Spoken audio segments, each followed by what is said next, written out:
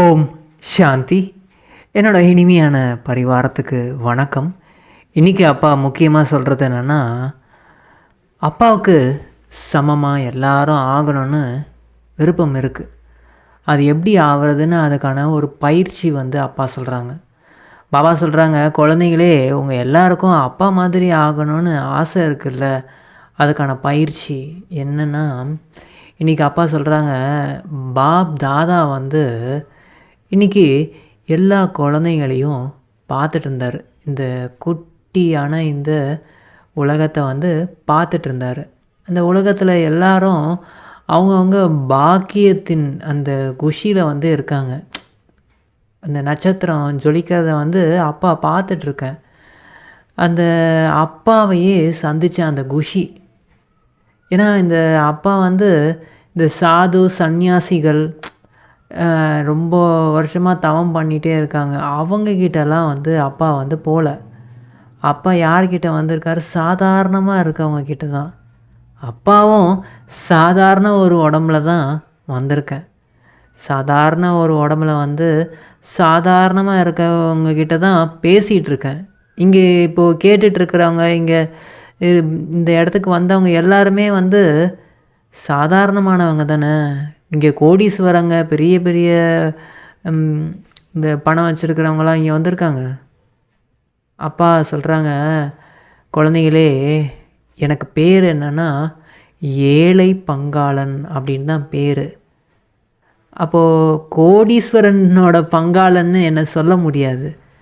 அப்போது இங்கே வந்திருக்கவங்களும் சாதாரணவங்க தான். இந்த உலகத்தின் பார்வையில் நீங்கள் ஒரு சாதாரண மக்கள், சாதாரண மனுஷங்கன்னு உலகத்தில் இருக்கவங்க நினச்சிட்ருக்காங்க. ஆனால் அப்பாவோட பார்வையில் நீங்கள் சாதாரணமானவர்கள் கிடையாது. கோடியிலையும் ஒருத்தர். அதுலேயும் சில பேர் தான் இங்கே வந்திருக்கீங்க. இந்த ஞானத்தை கேட்டு புரிஞ்சுக்கிட்டு அப்பா கிட்டேருந்து இந்த ஆஸ்தி எடுத்துகிட்ருக்கீங்க. இது யாராலையும் புரிஞ்சிக்கவே முடியாது. உங்களுக்கு மட்டும்தான் இந்த புரிதல் இருக்குது.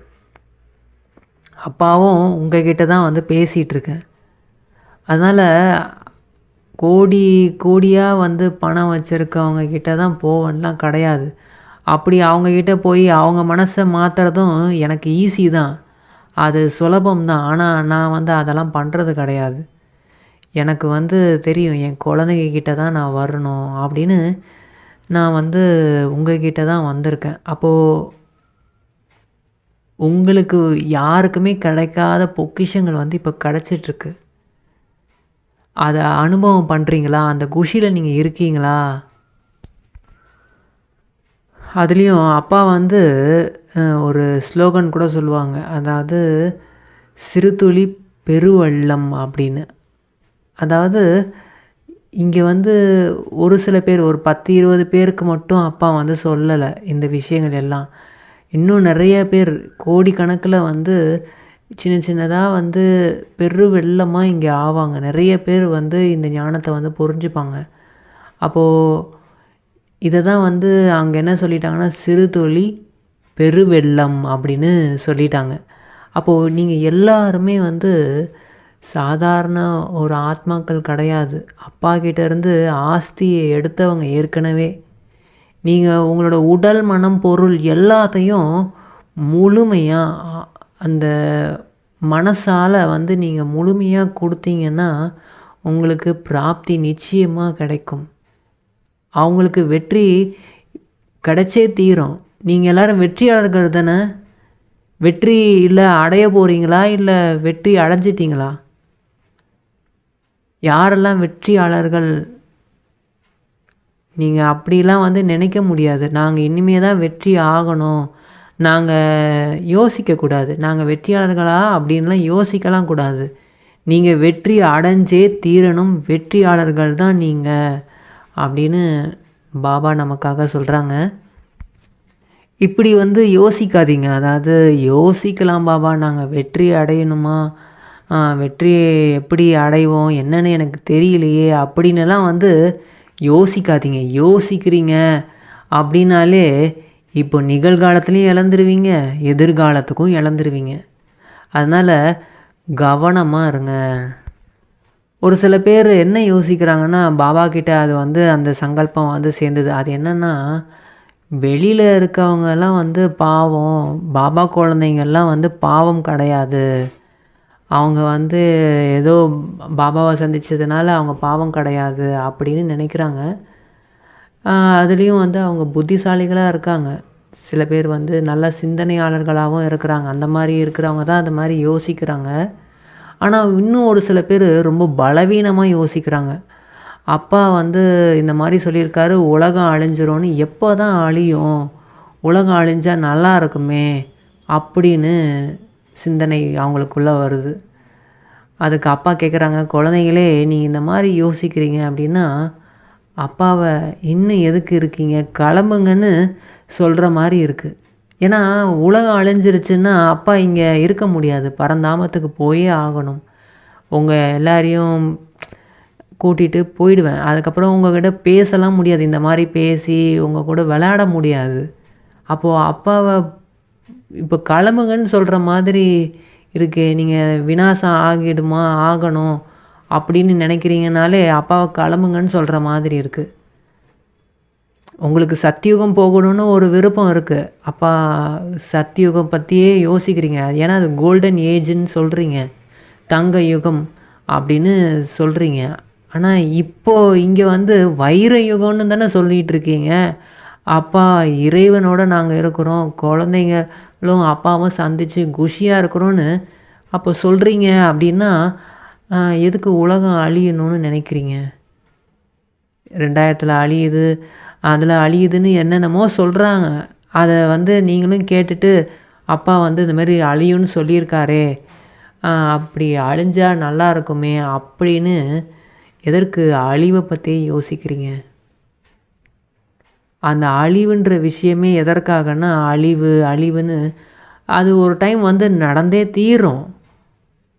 ஆனா, இப்போவே நடந்துரும் அப்படின்னு சொல்றது வந்து எதற்காகன்னா, முயற்சி செய்ய வைக்கிறதுக்காக தான். அப்பயாவது சில பேர் வந்து பலவீனமா இருந்து, அதுன்னு இந்த உலகத்தையே பார்த்துட்டு இருக்கிறாங்க. அவங்களுக்காக முயற்சி பண்ண வைக்கிறதுக்காக தான். அந்த முயற்சி செய்யணும். ஏன்னா, எப்படியும் அது வரதான் போகுது. ஆனா, இருக்கிற காலங்கள்ல அத பத்தி யோசிக்காம, நீங்க வந்து அப்பாவோட இணைஞ்சு என்ஜாய் பண்ணுங்க அந்த வாழ்க்கைய. குஷியை கொண்டாடுங்க. அப்பாவோட ஏன்னா கொஞ்ச நாள் தான் இருக்க போறோம்னு தெரிஞ்சிடுச்சு. தெரிஞ்சு அந்த கொண்டாட்டத்துல இருக்கிறதுக்காக தான் அந்த மாரி விநாசம் அப்படின்னு சொல்லப்படுது. அப்பதான் வந்து முயற்சி செய்வீங்கன்னு. அதனால இந்த மாதிரி அப்பா இந்த மாதிரி "கிளம்புங்க அப்பா" அப்படின்னு சொல்ற மாரிலாம் வந்து யோசிக்காதீங்க அப்படின்னு அப்பா சொல்றாங்க. இன்னும் ஒரு சில பேர் என்ன நினைக்கிறாங்கன்னா, நாங்க இந்த மாரி சேவையில வந்து இப்போ ஈடுபடுத்தலாமா? அப்படி இப்படின்னு யோசிக்கிறாங்க. ஏன்னா இப்போ உலகம் வேற அழிஞ்சிருமே! அது உண்மையாகவே பயன்படுமா? அப்படின்னு நினைக்கிறாங்க. ஆனா அப்பா அதுக்காக சொல்றாங்க, "குழந்தைங்களே, நீங்க வந்தது எந்த இடத்துக்கு? யார்கிட்ட வந்திருக்கீங்க? அப்பா கிட்ட வந்து யார்கிட்ட வந்து இதெல்லாம் குடுக்குறீங்க? உங்களோட மனசால சேவை செய்றீங்க. உங்களோட உடலால சேவை செய்றீங்க. உங்களோட செல்வத்தால செய்றீங்கன்னா, அது வந்து என்னைக்கும் வீணாலாம் ஆகாது.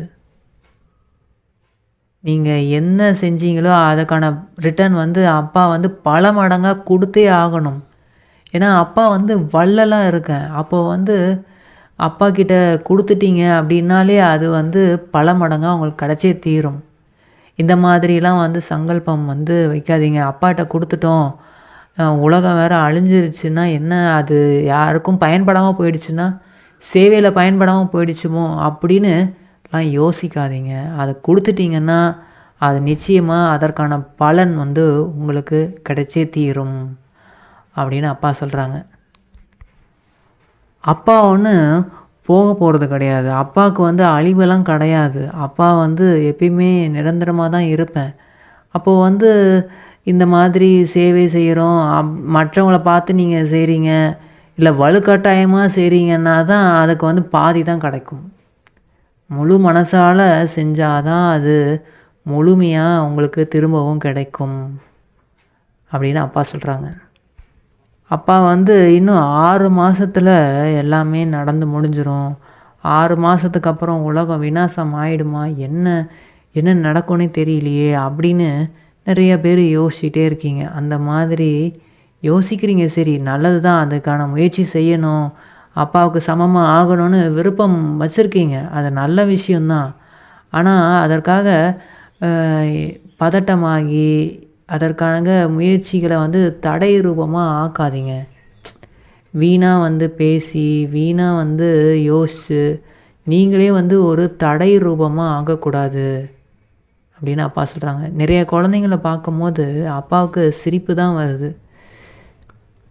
அதாவது அப்பா சொல்கிறாங்க, குழந்தைங்களே சில குழந்தைங்கள் வந்து பொம்மையை பார்த்துலாம் வந்து பொம்மைக்கான ஒரு விளையாட்டு மாதிரி விளையாண்டுட்டு இருக்காங்க, பொம்மையை வச்சு விளையாடுற மாதிரி. அதாவது சின்ன சின்ன விஷயங்கள் எல்லாத்துக்கும் பெருசாக வந்து யோசிக்கிறது. அது கயிறை தான் பிடிச்சிருக்காங்க, ஆனால் பாம்பு பாம்புன்னு கத்துற மாதிரி அந்த சின்ன சின்ன விஷயங்கள்லாம் பார்த்து பெருசாக அதிர்ச்சி ஆகுறீங்க, பெருசாக வந்து யோசிக்கிறீங்க. இதெல்லாம் பார்க்கும்போது அப்பாவுக்கு சிரிப்பு தான் வருது. நீங்கள் வந்து இப்படி குழந்தைத்தனமாக வந்து விளையாடக்கூடாது, சின்ன சின்ன விஷயங்களெல்லாம் பெருசாக ஆக்கக்கூடாது. இது எல்லாமே வந்து ஒன்றுமே கிடையாது. நீங்கள் வந்து ஆடாமல் அசையாமல் இருக்கணும், அப்பாவுக்கு சமமாக ஆகணும்னா பெரிய பெரிய விஷயங்களையும் சின்னதாக ஆக்கணும். இல்லைனா இந்த மாதிரி இந்த பொம்மைகளோட விளையாடுறது உங்களுக்கு பிடிச்சிருக்கா? இந்த காட்சிகள் பார்க்குறது இதெல்லாம் வந்து ஒரு விளையாட்டாக வந்து சின்ன குழந்தைங்க மாதிரி விளையாண்டுட்ருக்கீங்க அப்படின்னு அப்பா சொல்கிறாங்க. இந்த உங்களுக்கு வந்து தெரியுது, இந்த இப்போது ஒரு பயணத்தில் போயிட்டே இருக்கிறோன்னா காட்சிகள் வந்து காட்சியாக பார்க்கணும், அதை பார்த்துட்டு அந்த பிரபாவத்தில் வந்து வீணாக பேசி வீணாக வந்து சங்கல்பம் வச்சு ஒரு பிரயோஜனமே இல்லாமல் பேசிகிட்டு இருக்கிறது, இதெல்லாம் வந்து தடை ரூபமாக நீங்கள் ஆக்குறது, மற்றவங்களுக்கும் தடையை ஏற்படுத்திக்கிட்டே இருக்கீங்க. அதனால் இந்த மாதிரி அப்படி நீங்கள் வந்து நீங்கள் விரும்பலை, இப்போது நீங்கள் வந்து பேசணுன்னு விரும்பலை, இதை யோசிக்கணும்னு விரும்பலை, ஆனால் அந்த மாதிரி கண்ணு முன்னாடியே வந்துக்கிட்டே இருக்கே பாபா அப்படின்னு நிறைய பேர் நினைக்கிறீங்க. கண்ணு முன்னாடி வந்துருச்சு, காது மூலியமாக நான் கேட்டுட்டேனே, என்ன பண்ணுறது அப்படின்னு யோசிக்கிறீங்கன்னா இந்த ஸ்லோகனை நல்லா ஞாபகம் வச்சுக்கோங்க.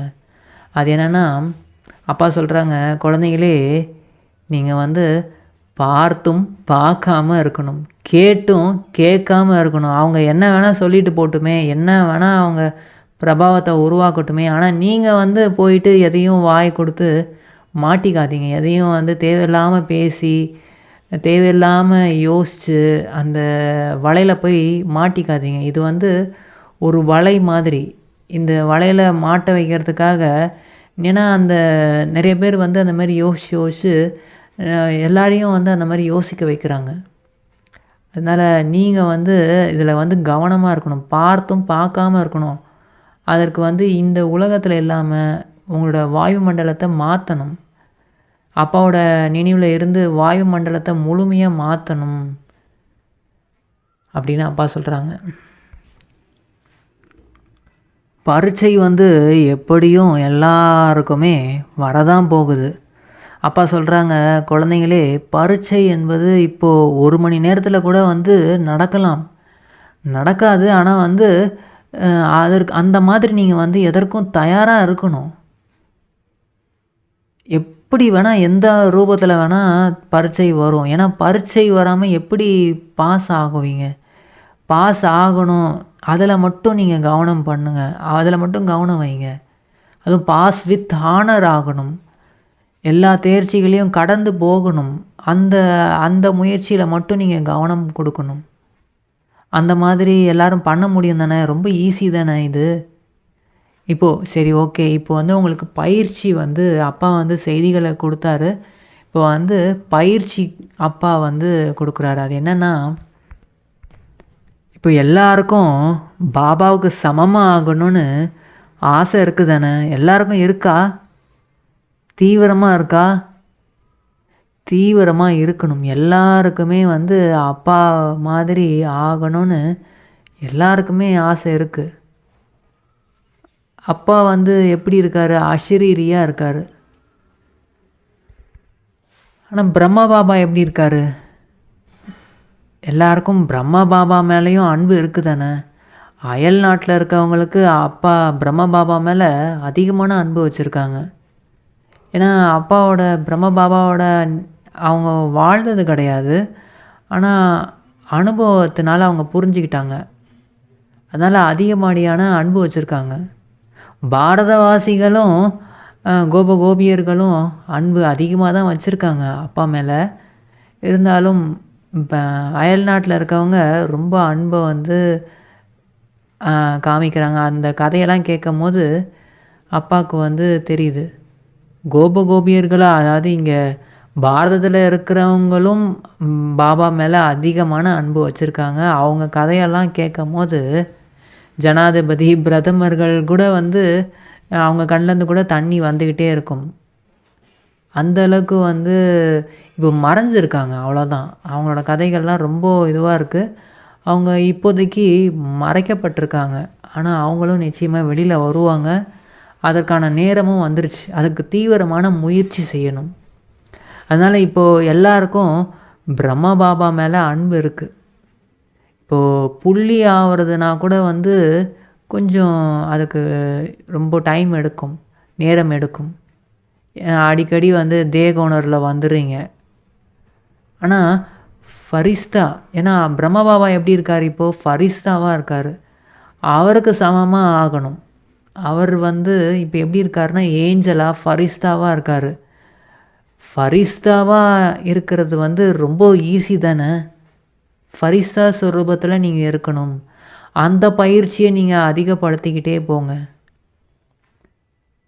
புள்ளி ஆகிறது அதுக்கப்புறமேட்டு அது இன்னமும் அந்த பயிற்சி பண்ண அது அடுத்தது வந்து சுலபமாக மாறிடும். அதனால் அப்பா சொல்கிறாங்க, குழந்தைகளே இப்போ நீங்கள் வந்து ஃபரிஸ்தா ஆகணும். ஃபரிஸ்தா ஆகிறதுக்கான முயற்சி செய்யுங்க. டெய்லியும் அமிர்த வேலை பண்ணுறீங்க, அப்பாவை நல்லா நினைவு பண்ணி கொண்டாடுறீங்க, பேசுகிறீங்க, சக்திகளை எடுக்கிறீங்க, ஞான உரையாடல் பண்ணுறீங்க, எல்லாமே பண்ணுறீங்க. ஆனால் அப்பா கிட்ட வந்து இந்த வரமும் வாங்கிக்கோங்க. ஃபரிஸ்தா பவ, கர்மயோகி ஃபரிஸ்தா பவன்ற இந்த வரத்தை வாங்கிட்டு போங்க. அப்போ ஈஸியாக வந்து அந்த காலை நேரத்தில் நீங்கள் அந்த வரதானத்தை வாங்கிக்கிட்டிங்கன்னா அது ஆள் மனசில் பதிவாகி நீங்கள் ஃபரிஸ்தாவாகிடுவீங்க.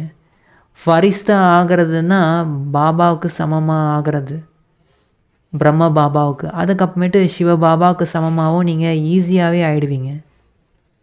அதனால் இந்த பயிற்சி உங்களுக்கு பிடிச்சிருக்கு தானே. இந்த பயிற்சி நீங்கள் இன்னிலேருந்து பண்ணுவீங்களா அப்பாவுக்கு சமமாக ஆகிறதுக்கு? அப்பா கேட்குறாங்க. அதனால் இந்த வருஷம் வந்து எல்லாரும் தீவிரமான ஒரு லட்சியம் வைங்க. இந்த லட்சியத்தை வச்சு நல்லபடியாக வந்து முயற்சி வந்து செஞ்சுக்கிட்டே இருங்க. ஏன்னா இப்போது உலகம் வந்து இப்போது ரொம்ப மாசற்று இருக்குது. அதாவது இந்த தூசி இந்த மாசு கிடையாது, மனசில் மாசு இருக்கிறதுனால வெளியில் வந்து வைப்ரேஷன்ஸ் வந்து ரொம்ப மோசமாக இருக்குது. அப்போது நீங்கள் சக்திகள் எல்லாமே வந்து ஒன்று கூடி இந்த வைப்ரேஷன்ஸை வந்து மாற்றணும். ஏன்னா எல்லாரோட மனசுலேயும் அவ்வளோ அழுக்கு இருக்குது, அவ்வளோ கவலைகள், துக்கம் இருக்குது. அந்த வைப்ரேஷன்ஸை வந்து நீங்கள் வந்து மாற்றணும். வாயு மண்டலத்தை வந்து மாற்றணும். இப்போ வந்து ஒரு விஞ்ஞானிகள் இருக்காங்கன்னா அந்த விஞ்ஞானிகள் வந்து ஒரு ஒளியால் ஆன ஒரு ரோபோட் வந்து செய்கிறாங்க. ஒளி வந்து அது தருது. அந்த ஒளி மூலிமா நிறைய காரியங்கள் வந்து நடக்குது. அந்த மாதிரி நீங்களும் ஒரு மனோநிலையை வந்து உருவாக்குங்க. அந்த ரோபோட் மனநிலையை வந்து உருவாக்கி ஃபரிஸ்தா ஆகி ஒளியை வந்து நீங்கள் வந்து ஒளியாக இருக்கணும். ஃபரிஸ்தா ஒளி, அந்த மாதிரி ஒளியாக ஆகி இந்த உலகத்தில் இருக்கக்கூடிய அந்த மாசான இந்த வைப்ரேஷன்ஸை வந்து மாற்றணும்.